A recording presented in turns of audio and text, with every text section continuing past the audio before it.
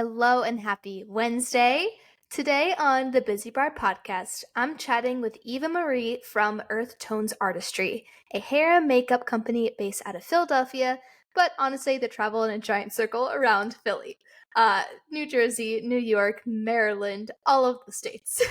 EvaMarie and her team's motto is Clean Earth, Clean Beauty, and they use clean, ethical beauty products when working with couples and wedding parties, which is so awesome. And even better, her ability to curate your hair and makeup so you feel completely yourself on your wedding day, comfortable in your own skin while looking like a rock star. I cannot wait for you to hear from EvaMarie. Let's get into it.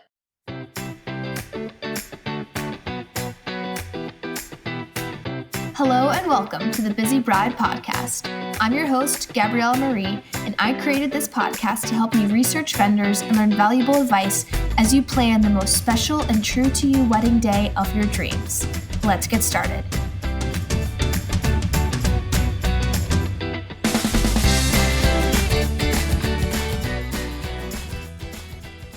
Hello, EvaMarie. Thank you so much for being on the show. Thanks for having me. I'm so excited to talk to you. We've worked together a couple times, and I'm just excited for the listeners to hear all about you and your business because you're amazing at what you do. So, to start, thanks. why don't you introduce yourself, who you are, what you do, and which areas you serve, and also your business name. Yes, and also you are amazing as well. I love working with you. Thank you.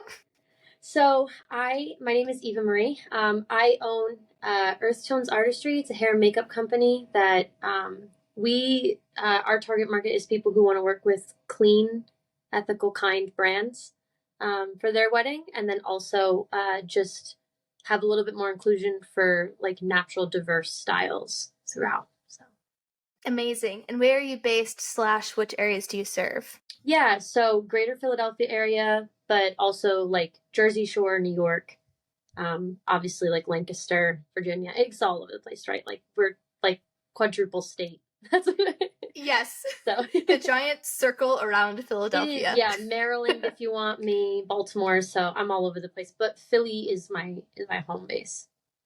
Amazing. That's awesome. So, how did you get into this hair and makeup specifically, and then also like working with clean and ethical brands? Yeah, so I went to college for a year and I ended up actually as a side hustle. I did hair and makeup for like parties for people to go to. And so it was just like, hey, like I'll do your makeup for the party on Friday, like $20, like throw me $20. And it was a way for me to have like extra cash. And then it hit me that like it's a real job. Like this is a real thing and I could do events and stuff. And so I got licensed and it was like the pick between Philly and New York. And Philly was just like so gritty and wonderful and like real. And felt like it was easier to enter the market. And so I was like, I'm going to come into Philly. And I worked a little bit underneath some other people. I worked in a salon environment for a little bit, but I always kept the side hustle. And I ended up like, I just loved working weddings and events. And like, I also do like corporate stuff as well, like on the side. But I just saw that there was a need for natural hair and makeup. I felt like it was underrepresented, that we were seeing a lot of like really heavy makeup looks, which is like so beautiful. But just wanted to add something into the mix that was for the girls that like are chapstick and go. Like they like put moisturizer on, but just like find a place for them to receive something that's like chic and also glamorous in them. And so I started Earth Tones, I think officially like 7 years ago. At first it was underneath my name and then it like rebranded to Earth Tones so that it was like a little bit clear what we do. I'm also somebody who just like lives a very clean, ethical lifestyle. I really think about like where my food comes from and what products I'm putting on my face. And then it like hit me. I was like, wait a second, like if I'm doing this for my like lifestyle, like I want it to be a part of like the ethos of like the job like that I do and like the career that I've chosen. And because I own the company, I was like, I can do that. So I don't have to shop around for a job that does that. So I made like the jump into like clean and ethical products. And it's a ton of research to figure out like where things are coming from. And it's still not a perfect industry, but our goal is that every time something runs out, we find out something that is the best version of that product if it's available. So we started doing that, and it also just feels kind of niche. There's not a lot of people that are like, and artists and teams that are like adapting to that ethos, I guess, and lifestyle. And it's been really cool. Like we're a team of 5 of us now. So it's That's really exciting. amazing. And they all are underneath the same, like, their kits aren't completely clean yet, but like every time something runs out, we replace it with a better product. So That's awesome. So it's not wasteful either. yeah, it's not wasteful because it doesn't make sense to like toss everything away either. So just thinking about how we can incorporate, sustainability all the way across the board. So Playing the long game. yeah, Yes. playing the long game is better. Absolutely. I love that so much. I feel like personally I've been more aware of like non-toxic things and where my food comes from, and like I just made my own cleaner for the counters instead of buying the one with all the chemicals in it from the store. So I've personally been having that little revolution myself, and I feel like that's kind of been something on social media that's been gaining popularity too. So I love that you have this option for brides who are more aware of, the products they're putting on their body and the general like environmental and ethical concerns as well. So that's awesome. What kind of things do you look for when you're looking for products to use for weddings? So personally, for me, it's a great question. I never get to answer these questions, by the way. It's really fun. So personally, for me, like some things that I'm looking for, uh, and the hair industry is much better at this than the makeup industry. Unfortunately, I think makeup will come, but I think it was just like already something hair professionals were talking about, like what's the ingredients and the products and stuff. But the if they're fair trade, like from the get go, is a big thing for me. Like the product should be kind, right? It's much easier for people to get, like, for companies to get their hands on like things that are free of the dirty dozen, which is like sulfates, silicones, like all this like stuff that's not good for your skin. Um, Formaldehyde is one of them that you see, and it's like a long list of like very scientific names that I'm not great at pronouncing. But those are easier to find, like free of. But a big part of what I'm looking for initially is like, what are the company's values that are producing this product, as far as like, are they pursuing like green energy? Are they like paying people correctly that are like mining the product? Are like, or are we taking advantage and like mining things like at the cheapest price, and then like not paying people what they should be paid? And so that's something that I look into. And typically, if a company's not like disclosing it, it may not be that they're like abusing anybody in the process of getting their product, but the problem is that we don't know. It's a big question mark. And sometimes that's unavoidable in makeup. Like there's some big makeup brands that I don't want to call anyone out, like say which ones they are, but do your research. There's some that like are really open about it, and then some that are not. And it's still like evolving, and it's come a long way. But hair care brands, there are a lot of hair care brands that like from front to back, like they tell you like what farm they're getting stuff from, and then like they have like principles all throughout. They're B Corp. There's like a lot of different things that you see stamps of. So those are some things I'm looking for. I would typically vegan, cruelty-free products. Definitely cruelty-free. When sometimes we don't have vegan products, it's because of like honey is a big thing. So that's give or take. Some people have stronger convictions about that than others. But yeah, so those are some things we're looking at. And then lastly, is like what the product is packaged in. So trying to use products that have less packaging or refillable packaging is a huge part, or bamboo. That part is still very, people like things that look cute, so it's hard to find things sometimes. But the industry has also come a long way with like recyclables, like things that can be disposed of. So those are some things we're thinking about throughout the process. That's amazing. I love all of that. And I have a quick side note too. So I recently, like at the beginning of this year, switched to like bars for shampoo and conditioner Mm-hmm. instead of the liquid. I think the brand is it's like Kitsch. It's Oh, yeah, I think so. Kitsh. something like that, yeah. And I've been loving it, and I feel like my hair's been a lot healthier too. Like I don't get split ends nearly as quickly Mm-hmm. as I was before. So then they're like a pretty natural brand as well. So Yeah.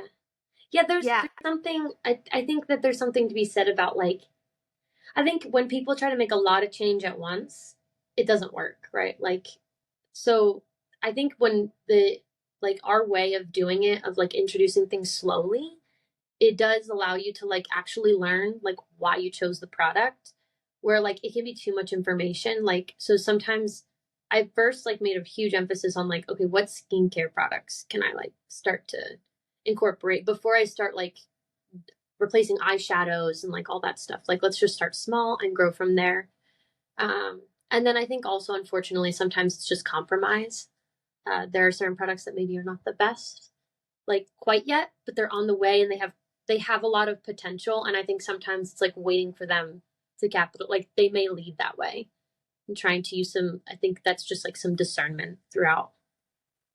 yeah, But totally. And I totally agree with like trying to do everything all at once mm, leads to not doing anything. yep, that's true. So it's better to just like slowly trickle things in. And again, playing the long game with like Right. the end goal in mind of, non toxicity and sustainability and all that stuff. Mm-hmm. So I am a big fan of that. And I have a question.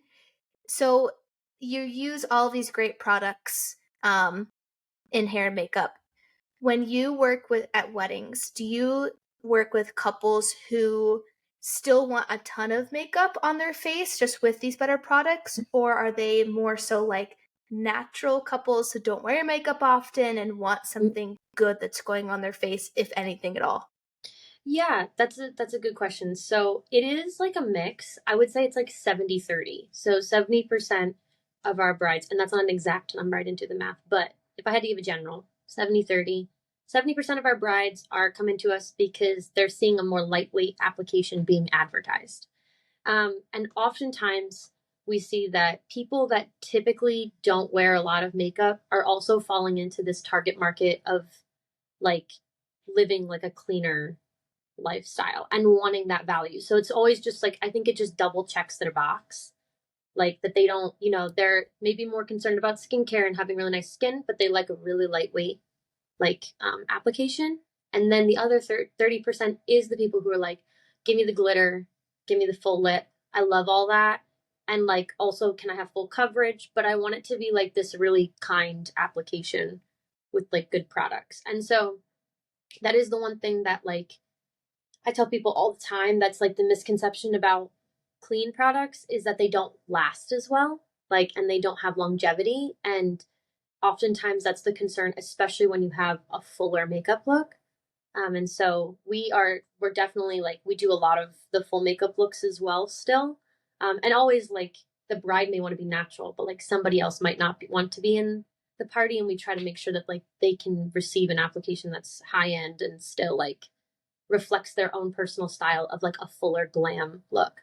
So That's awesome. yeah. Um, and then like I guess a question or a concern that I get from a lot of wedding parties and couples is either sweat, like if it's a really hot day, they're like, Oh oh my sure. gosh, am I gonna sweat my makeup off? Or like, oh no, I don't want to cry during the ceremony to ruin my makeup, even though Mm-hmm. it's their wedding ceremony and Yeah. tears happen.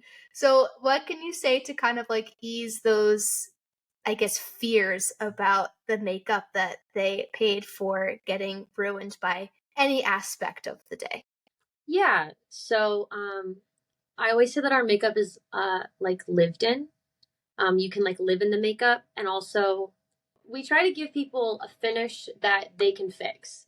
So the goal is that like a friend that was looking at you can like tap it back into place if it needs to be. Because at the end of the day, like this is something, it's more important that you experience your wedding day than have to worry about like your makeup moving. So everything we use is for eyes is waterproof. So that being said, skin is always going to create oil. That is never going to like we could layer you down with antiperspirants, which is terrible for you by the way, but we could and like you're still going to sweat and you're still going to glow because that's what happens when you put product on skin. So our goal is that it doesn't mean that it's going to move, but we try to recommend, like, if somebody really does have oily skin, we try to like tell them blotting papers, like keep them in a purse, or like keep them, like have tissues, and you can tear tissue in half, like make it one ply instead of two, and use that, and it will absorb the oil. Or and I try to stay away from doing the powder thing, because like who wants to carry a brush and powder? Like it's so much easier to have like just a paper quick, and somebody else can do it for you without like messing anything up. um but yeah, overall, like the biggest thing is that like your makeup is like just a part of who you are that day, and you can still experience the day. And we hear like a lot of really good feedback with like what we've dialed in product wise, and that things like really do stay and people feel great all night. And like, yes, they might get glowier throughout the night, but like the photography, like the high flash photography and dancing, like it fits the look rather than fights it. And you're at your most like, perfect when you're getting like your pictures beforehand, or like right after the ceremony. But like yeah, you can totally cry in the makeup. Like you shouldn't be worried about like you shouldn't be like, oh, my makeup, like just cry, like have it out. I have so many girls that cry as soon as I show them their makeup. And they're like, oh my God, I just cried because I like love it so much. And I'm like, that's great. Also, like you can totally do that. Like that's okay. I love that so much. I also Yeah. tell my couples to cry I'm because like let it out. yeah, it's your freaking wedding day. If It you're happy, is. then cry happy tears. I'm a big crier, so I am a big like believer in crying in I good am ways. too. I'm a crier. I cry sometimes when Yes. they see it for the first time, and then I'm like, I'm not trying to sabotage you, like I swear, like. So Yes. it's always, I'm always excited like when people can like be in the makeup and just be themselves. And it doesn't, I don't want it to feel like a lot of makeup. Like even if it's full glam makeup, it shouldn't feel heavy or like you're gonna like sweat it off. Like it should just be a part of you for the day. And then you pass a mirror and you're like, oh, I remember now. Like I look really awesome. Yes. Yeah. I love that so much. Um, I have another question Sure. about just like the application of, I guess, more so makeup, because that's what this question originates from. So Yeah. I was just at a wedding where you were doing makeup, and I Mm-hmm. think you were helping somebody else out there.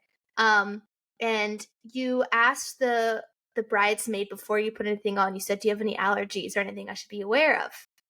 That was amazing because I have Mm-hmm. allergies and I get really nervous with applying hair and makeup from like, if I was a bridesmaid, I get nervous about that. So can you talk Yeah. more about that question, and then like what you do to accommodate people who may have allergies or like restrictions with that?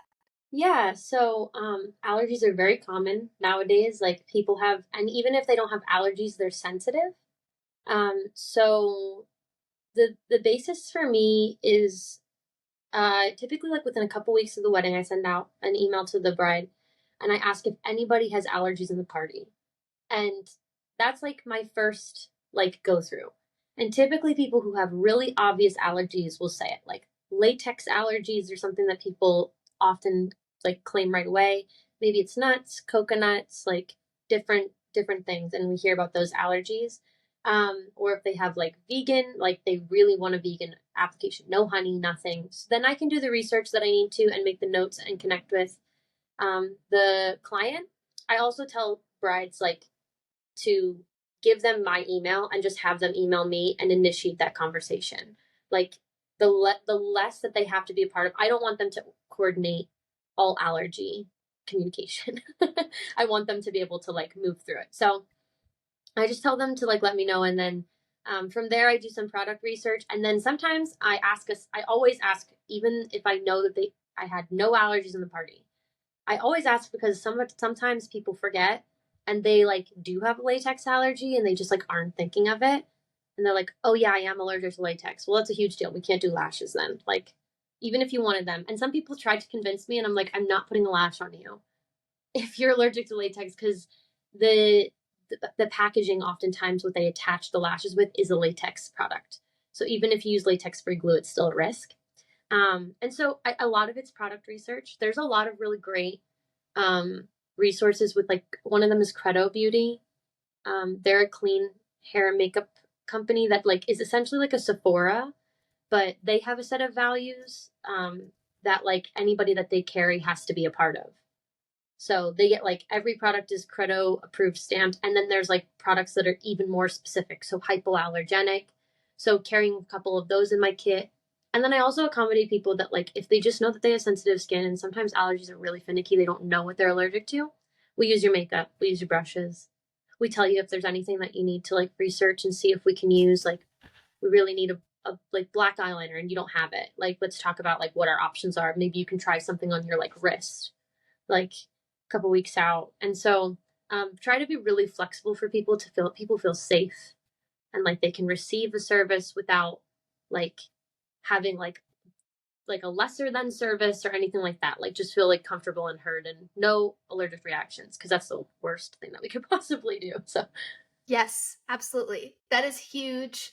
And I feel like everything you've been talking about, honestly, this whole conversation is like you know what you're doing. You're mm, professional. You have so many questions that you ask.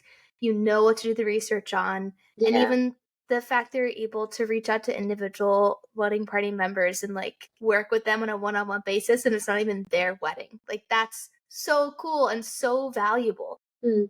Thank you. Yeah. I mean, truthfully, like my number one priority is like one that we find your individual style.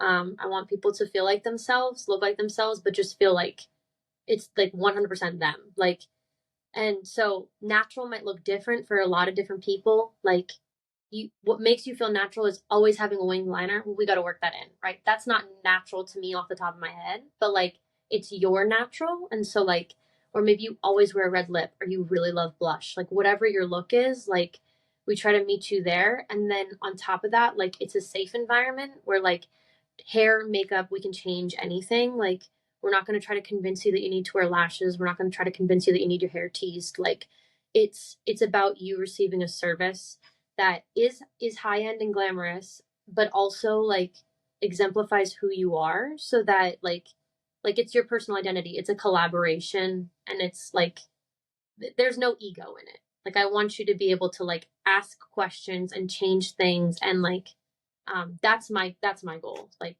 so I always tell people I'm like there's no hill I'm gonna die on. Like the only hill I'm gonna die on is that you get exactly what you want. Like don't be afraid to be like this looks crazy, I don't like it. Like and honestly there's so many things that I do throughout the process to avoid that. Like I tell people I'm like I'm not going to put a big brow on you if you like never wear brows. Like I'm going to show you the whole look without eyebrows and then we can like work it in slowly because sometimes then people really love it. But if you shock people, you lose them. So that's yeah. I love that so much. That's such a great like business idea or business ethos to have. That's Yes. amazing.